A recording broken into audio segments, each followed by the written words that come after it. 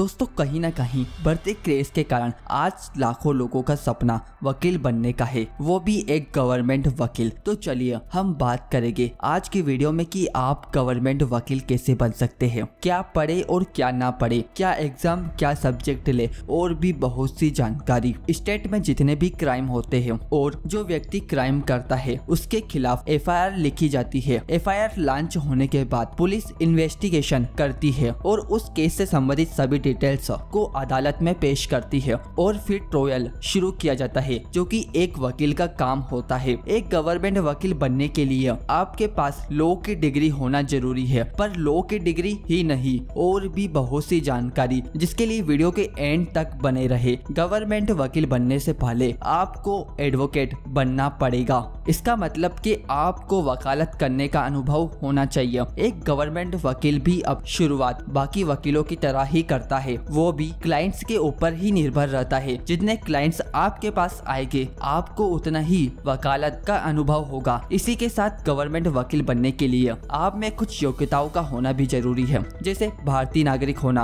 आपकी उम्र 35 वर्ष से कम होना। इसी के साथ गवर्नमेंट वकील बनने के लिए कम से कम 7 साल का अनुभव, पर आप 7 साल का इंतजार नहीं करना चाहते हैं तो इसके लिए आपको एक एग्जाम को पास करना होगा, जिसे गवर्नमेंट वकील बनने के लिए इस एग्जाम को हर प्रदेश में कराया जाता है, जिसे अलग अलग नामों से भी जाना जाता है। जैसे कि उत्तर प्रदेश में APO असिस्टेंट प्रोसिक्यूशन ऑफिसर बोला जाता है, वहीं मध्य प्रदेश में ADPO assistant direct prosecution officer और राजस्थान में असिस्टेंट पब्लिक प्रोसिक्यूटर APP के नाम से जाना जाता है। इस एग्जाम को पास करने के बाद आपको असिस्टेंट पब्लिक प्रोसिक्यूटर के तौर पर स्टेट के किसी भी डिस्ट्रिक्ट कोर्ट में नियुक्त कर दिया जाएगा। इसी के साथ एक यह भी क्वेश्चन आता है कि गवर्नमेंट वकील बनने के लिए कौन सा पाथ चुने। पाथ 1 में सबसे बड़ा नेगेटिव पॉइंट ये है कि इसमें वकीलों का चयन स्टेट गवर्नमेंट द्वारा किया जाता है और हर गवर्नमेंट चाहती है कि उसका प्रतिनिधित्व करने वाला वकील उसके हिसाब से हो। मतलब यह है, अगर 5 साल के बाद कोई नई सरकार आती है तो वो अपने हिसाब से वकीलों को चुन सकती है।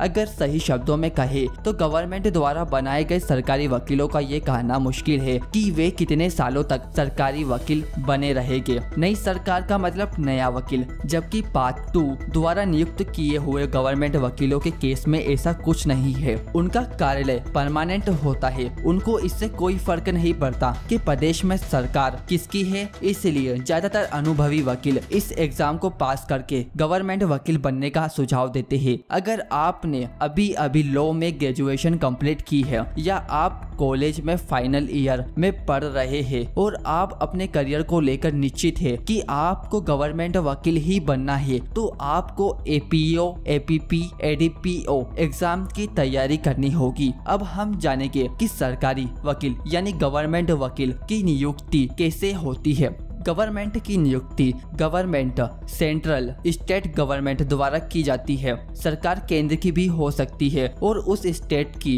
भी जहां आप वकालत करना चाहते हैं। आपकी नियुक्ति कौन सी सरकार करेगी वो तो इस बात पर निर्भर करेगा कि आप कौन से कोर्ट में वकालत करना चाहते हैं।